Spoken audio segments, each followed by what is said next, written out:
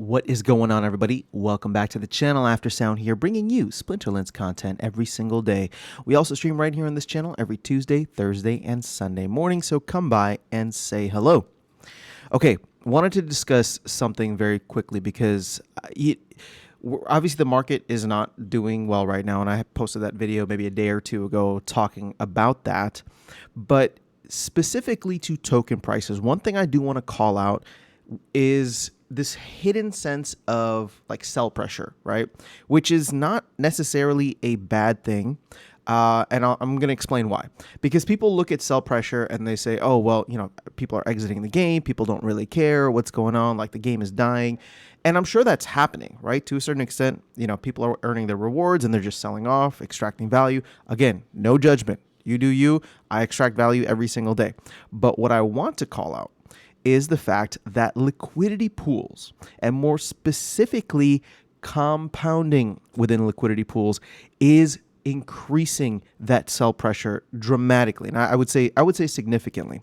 Now, what am I talking about? Well, the liquidity pool rewards are paid out in SPS and DEC, the two most fundamental tokens within the ecosystem, right? I know I'm leaving out vouchers, but I'm going to explain why that matters in a moment. So if you want to recompound within, your SPS ETH, SPS BNB, your SPS swap.hive, even if you're in the voucher pool, what are you doing in order to compound back in? You are receiving SPS for free or as your reward, and then you are selling half of it to get back into one of these other tokens, right? And then you put it into the pool so that you can receive more SPS, at which point, once you do, you will sell half of it and put it in, right? So we've been seeing these slowly come down over time, the APRs I'm talking about. And I think that will continue to happen until these level out to an area where people feel comfortable, right? The same thing is happening on the DEC side. So whether it's DEC BUSD or DEC SPS, DEC DAI.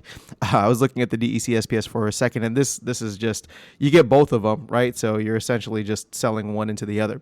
But going back to the DEC side, you are selling this for one of the stable coins, right? BUSD for Binance and DAI for Ethereum. And essentially just going back into that platform just to recompound, or not recompound, but to compound your earnings back in to increase your position within the pool. So that's causing a huge sell-off in my opinion. And again, it's not a bad thing in the sense that, like, oh my gosh, everybody's just totally bearish on these tokens. It's literally people are somewhat bullish in a sense and wanting to increase their position. But what it's doing is it's having a very tough impact on the price action for both SPS and DEC.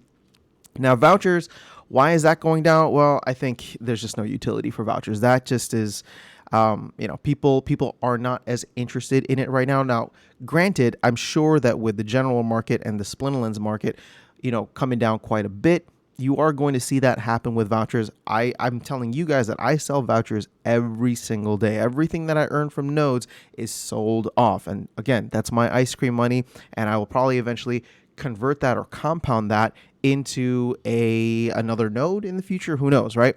But that is something that I do that I'm sure many others will as well.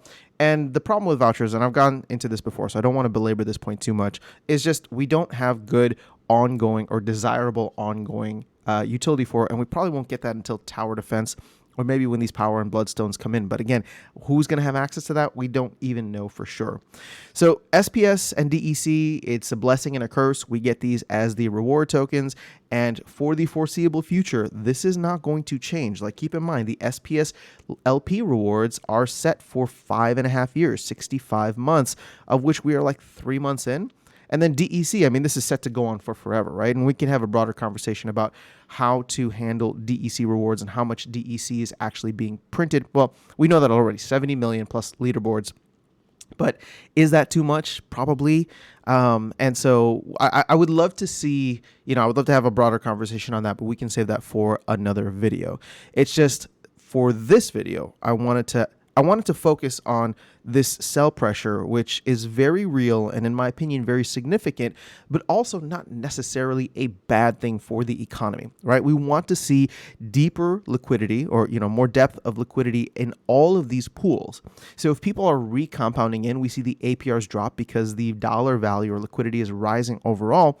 That's a great thing long term. It sucks short term, but that's just kind of where we are at. Now, here's the crazy thing, right? Like as the liquidity, or I'm sorry, as the token prices potentially go up in the future, maybe we level out at a certain thing in a couple of months, and then prices start to go up. Well, all of a sudden these APRs start to go up, and then we'll find a new equilibrium where people will be like, oh wait, I want to recompound more in, because all of a sudden this jump from maybe let's say it levels out around 40 to 50%. I think I've heard like Neil talking about that. So it's like, oh, if it levels out around there and then it jumps up to 60% or back up to 70% because SPS does a 2x for the next release, maybe Rebellion comes out in 6 months or so, then people will start selling SPS once again to get into Ethereum, BNB, and Swap.hive, or even into DEC, right? In order to enter into these liquidity pools. All right, so I haven't finished my coffee for the morning, which is why I keep stuttering so much. So I'm going to go ahead and end this video here, but I wanted to throw this on your radar and get your thoughts on it if you had been thinking through on this perspective, I guess, of it. So let me know your thoughts in the comments below. I will catch you all in the next video, and I will see you around the game. Cheers. Take care.